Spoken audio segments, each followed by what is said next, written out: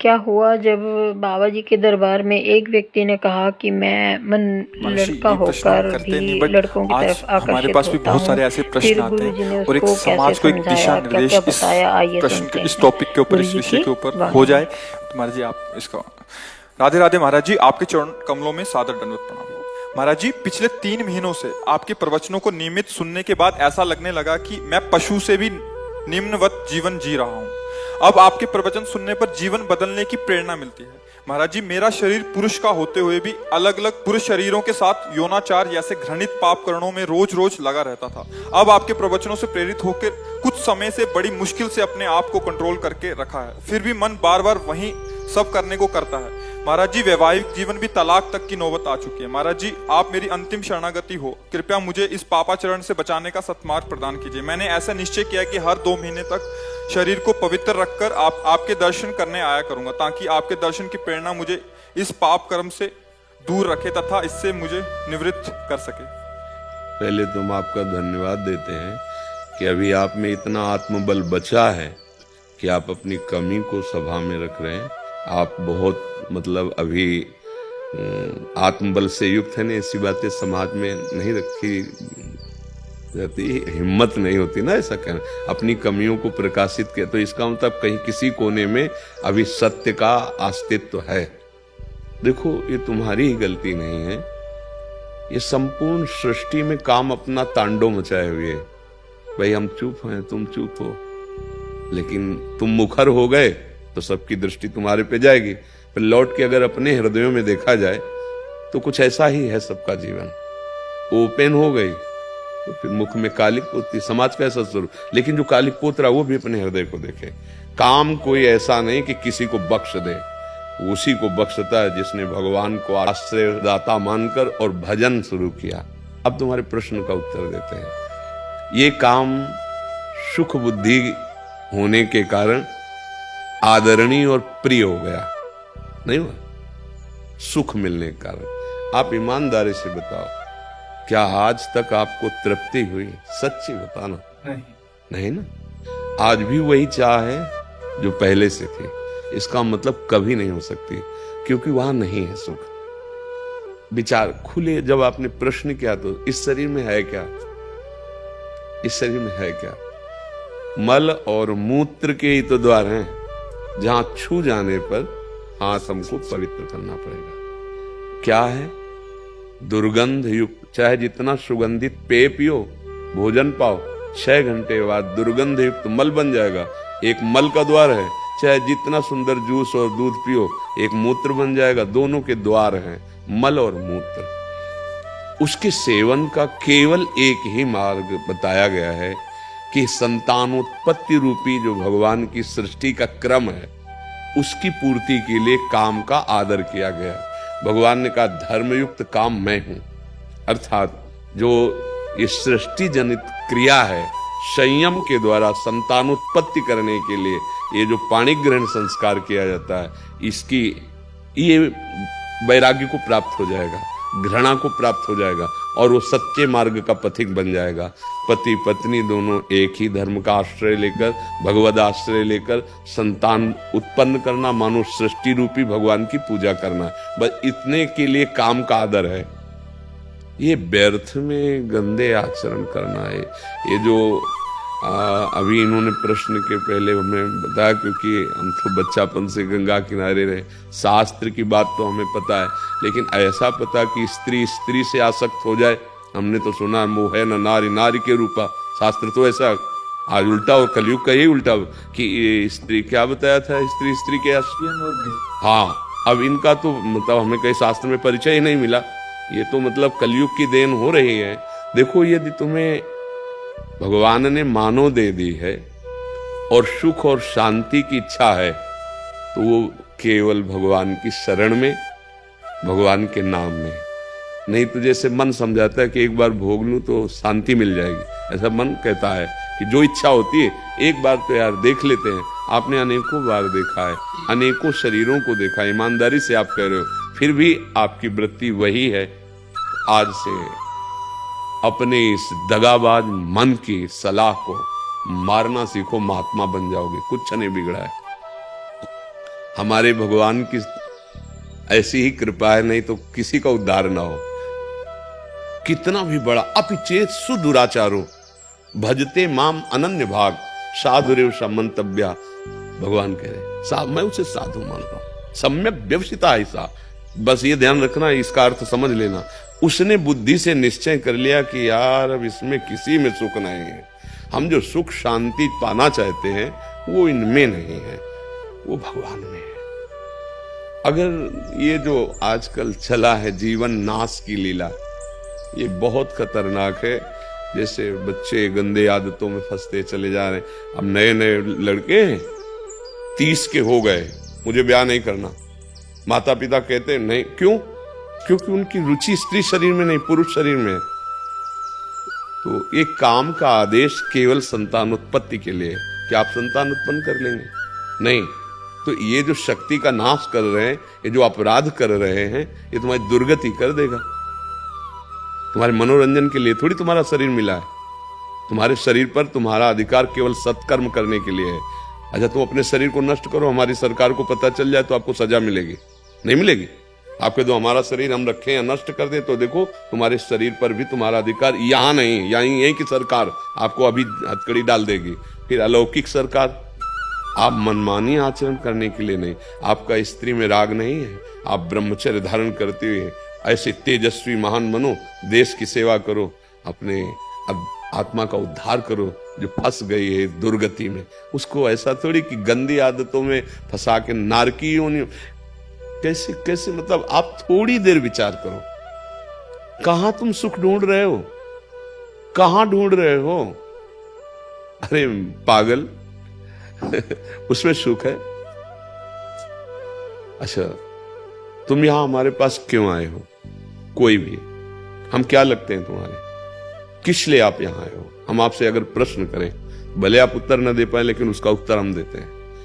आप इस बात के लिए आए हो कि जो मैं कर नहीं पाया वो आप कर लिए, जो मैं नहीं कर पाया वो आप कर लिए, इसलिए हम हाथ जोड़ते हैं और आपसे जानना चाहते हैं कि मैं कैसे निकलूं, जहां नहीं फंसना चाहिए वहां फंस गया। सार बात है ये, कुछ नहीं है। पांच भौतिक शरीर जैसे हमारा तैसे आपका, जो आप भगवान के अंश हो वैसे मैं अंश हूं। पर भगवान की कृपा से बचपन से बात समझ में आएगी कि बहुत जन्म बीत गए धोखे में, ये जन्म बिल्कुल धोखे। ठाकुर कृपा से लग गई ब्रक, 13 वर्ष की अवस्था से लेकर जैसे भगवान ने चलाया आज तक वैसे। ए भाई, हमारी बात जैसे तुमने बताई ना, ऐसे हमारी बात मान लो। हाँ, सुख मिला, वो सुख मिला जो त्रिभुवन में कभी कहीं नहीं मिल सकता। केवल भगवान की शरण में होकर आप, जैसे दुख तो देखो किडनी फेल है, माँ के गर्भ से इसकी रचना हुई थी। पॉलिसिस्ट किडनी ये रोग है जो माँ के गर्भ से वंशानुगत होता है। 35 वर्ष की अवस्था में प्रकाशित हुआ, 18 साल हो गए इसका दुख। अभी थोड़ी देर में डायलिसिस में जाएंगे। कोई दुख नहीं हमें, पाई भर दुख नहीं। तुम्हें लग रहा है मैं दुखी हूं, मैं चिंतित हूं, मैं डिप्रेशन में? नहीं, ये मिला है।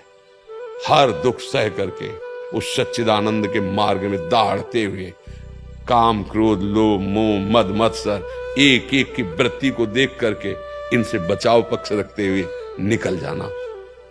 हमें तो लगता है कि इनको स्त्री शरीर से प्यार नहीं, वो काहे को धोखे में किसी को डालते हैं। अरे उसके लिए तो दूसरा वर मिल जाता। आपने उसको स्वीकार किया और उसके प्यार का विभाजन उसको बर्दाश्त नहीं होगा।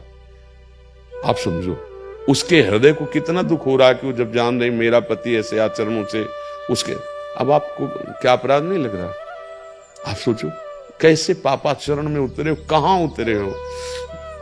अभी चांद से निकलो। महाराज जी, जैसे आपने बोला कि विवाह की इच्छा नहीं होती, वैसे हमारे पास बहुत सारे ऐसे प्रश्न आते हैं कि वो विवाह नहीं करना चाहते, बट पारिवारिक इतना दबाव होता है कि वो क्या खुल के अपनी बात रखें? नहीं, रखना चाहिए खुल के बात। किसी लड़की के साथ धोखाबाजी करोगे तो तुम्हारे, या कोई लड़की किसी पुरुष के साथ धोखाबाजी, तुम्हारी स्त्री शरीर में आ सकती है तो खुल के बात करो ना, खुल के बात करो। दूसरे की जिंदगी के साथ खिलवाड़ क्यों करो?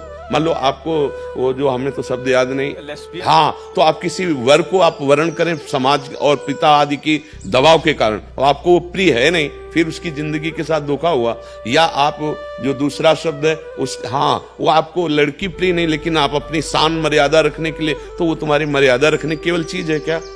वो तो पाणी ग्रहण की अपने जीवन की हर आवश्यकता आपसे पूर्ति कराना चाहेगी। अगर ऐसा नहीं तो आप उसके साथ दगा कर, और फिर आप कहाँ गिर रहे हैं? आपका मतलब, मुझे तो इतना ऐसा लगता है कि भगवान ने बड़ी कृपा कर दी। यदि तुम्हारा ब्याह में मन नहीं, तुम्हारा स्त्री में आसक्ति नहीं, तो जीवन भर इसी से डरते रहा जाता है। महात्मा बनकर भी इसी बात से डरते रहा जाता है कि कहीं हमारे कदम फिसल न जाएं, और उसको रुचि नहीं। अरे यार, महात्मा बनने में क्या दे रही है? तुम पैंट शर्ट में महात्मा रह सकते हो, ब्रह्मचारी रहो, खूब व्यायाम करो, भगवान नाम जप करो, नौकरी पेशा करो, समाज सेवा में लगा दो, जीवन कृतार्थ हो जाए। काहे को गंदे। महर्षि, बात यहीं तक रुक जाए तो ठीक है, बट जैसे आपने बोला स्त्री में रुचि नहीं है, बट पुरुष में है। अरे ये, हाँ, ये माया का बहुत मलिन फंदा पड़ गया। माया को बहुत मलिन फंदा पड़ गया। कामोपभोग में जो ऐसी रति हो गई, बहुत ही हानिप्रद है, बहुत हानिप्रद है। क्योंकि हमारा जीवन केवल कामोपभोग के लिए नहीं है। हमारा जीवन काम पर विजय प्राप्त करके राम की प्राप्ति के लिए है। विश्राम, आत्मबोध प्राप्त करने के, केवल यही सुख हमारे लिए है क्या? भाई, बंदर, कुत्ता, कबूतर, पशु, पक्षी सब इसी में लगे हैं।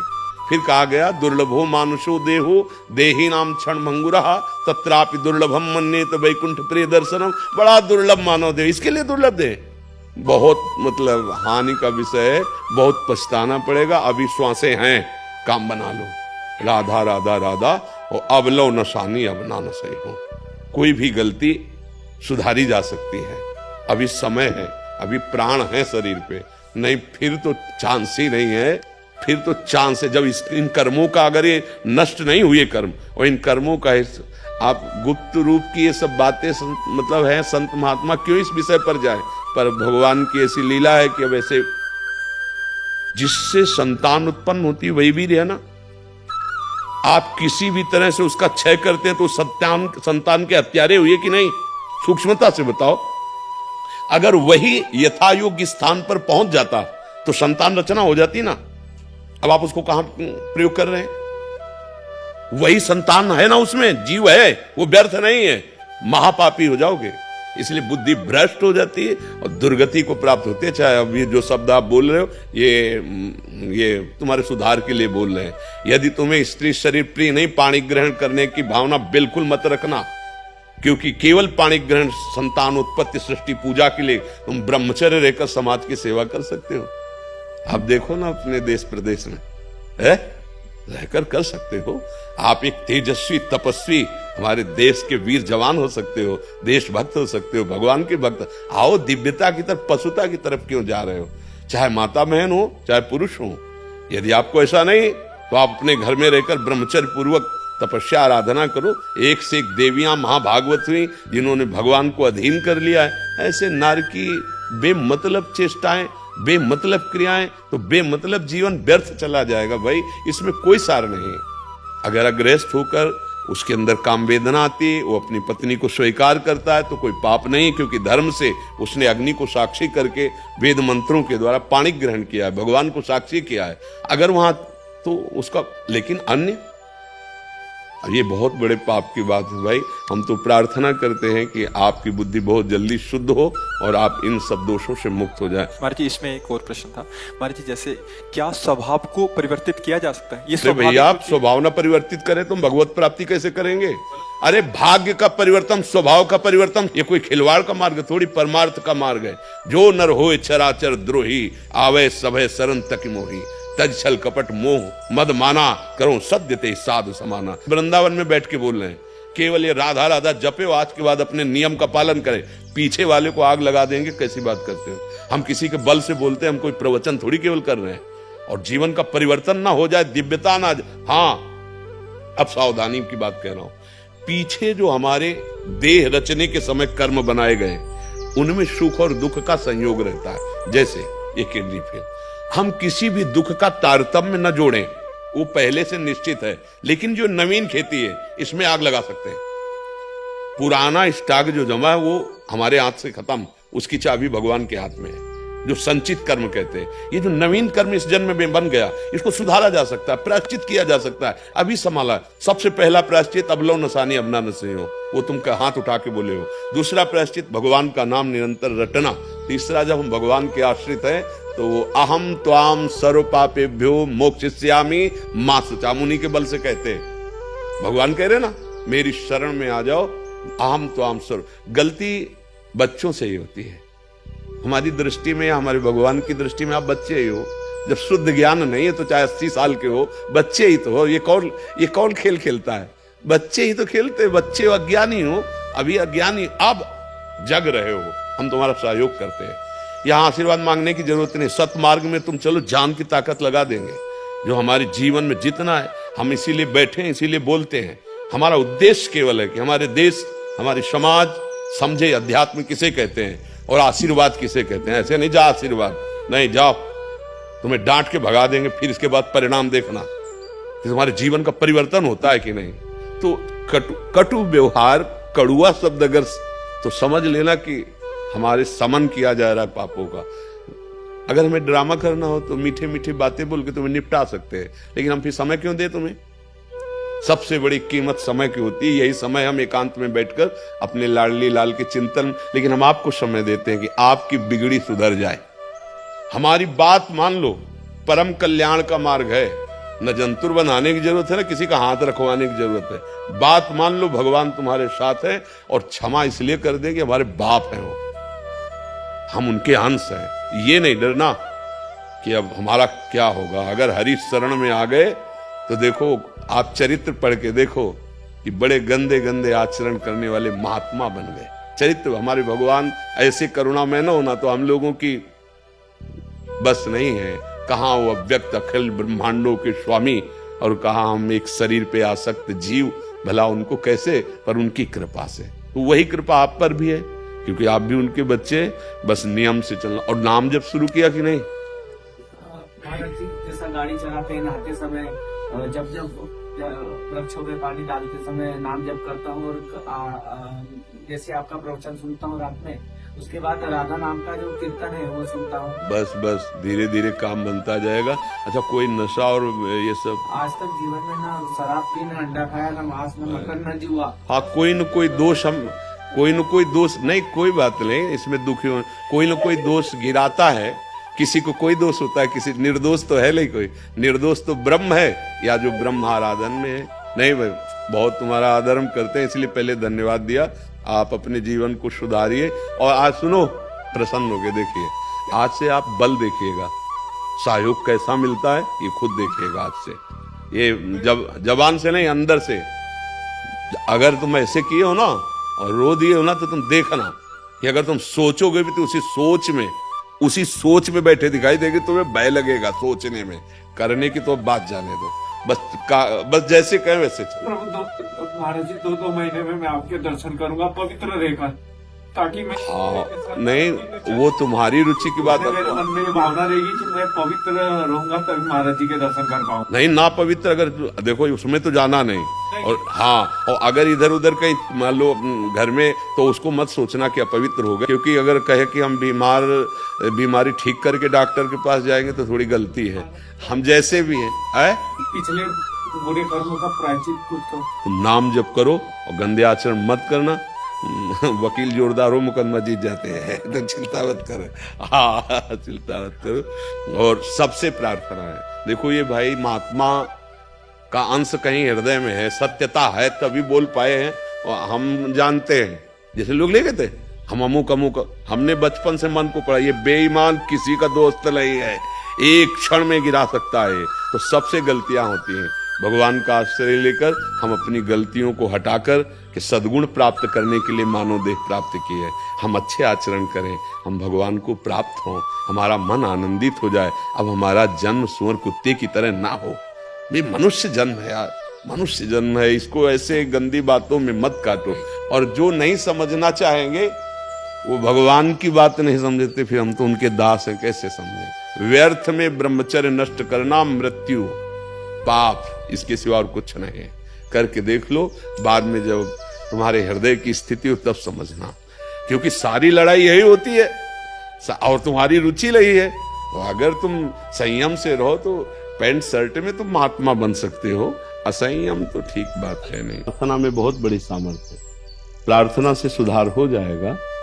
पर अगर वो थोड़ा मानने वाले हैं, आपके प्यार का दबाव मानते हैं, तो और जल्दी सुधार हो जाएगा। यदि आपको झिड़कने वाले हैं, आपकी बात नहीं मानते, तो फिर प्रार्थना ही काम करेगी। महाराज जी, मैं सहन कर पाऊं उनकी इस आचरण को, ये मांगना ठीक है आगे इन्होंने? हाँ बिल्कुल, बड़ा कठिन है बड़ा कठिन कि एक भगवत मार्ग का पथिक वो शराब पी के आ रहे हैं। अब कैसे? वो ठाकुर जी की सेवा करती, कंठी बांधे है, तिलक लगा है, अब कैसे? बड़ी विचित्र दशा होती ना। अब वो पति है, उसकी आज्ञा का पालन करना है। इसीलिए जब भगवान द्रवित होते हैं, कृपा करते हैं, तो हमें पूरा परिकर सहयोग वाला मिल जाता है। नहीं तो एक कड़ी परीक्षा है। वो आएगा तब ठाकुर जी को गाली देगा, तुम्हें दे सकता है गाली, और तुम्हें सेवा करनी है, और जैसे व्यवहार करेगा वैसा सहना पड़ेगा। भगवान से प्रार्थना करो, अपने धर्म से डिगे ना, तो निश्चित उसको भी भगवत प्राप्ति हो जाएगी, आपको भी हो जाएगी। अगर हम अपने पति को भगवान मानकर आराधना कर रहे हैं धर्म पूर्वक, और वो राक्षसी स्वभाव का है, तो या तो स्वभाव बदलेगा और या तो पधारेगा, तो उसका कल्याण हो जाएगा तुम्हारे बल से। ये भजन, ये साधना व्यर्थ नहीं जाती है, ये व्यर्थ नहीं, कभी व्यर्थ नहीं जाती है। तो आपका पाणी ग्रहण किए हैं, तो आपका मंगल स्वरूप पति के प्रति भाव रखो कि भगवान इसका मंगल करे, इनकी बुद्धि शुद्ध हो, और भगवत भाव से रखो, उनसे नफरत न करना। प्रार्थना और प्रेम में सामर्थ्य है कि सबको सुधारा जा सकता है। एक दिन को सुधरना होगा। यदि आप नाम जप करती हैं, धर्म से चलती हैं, पति प्रेम करती हैं कि मेरे प्राणनाथ प्रभु आप ही इसी रूप में हो, कोई भी लीला करो, हम सहेंगे और आपका साथ देंगे और प्रार्थना करेंगे, तो एक दिन उनको घृणा हो जाएगी अपने आचरणों पर, आपके प्रति प्यार आएगा कि इतना सब करने के बाद फिर भी ये इतना प्रेम करती, तो ये प्रभाव जो है वो खींच लेगा उनको।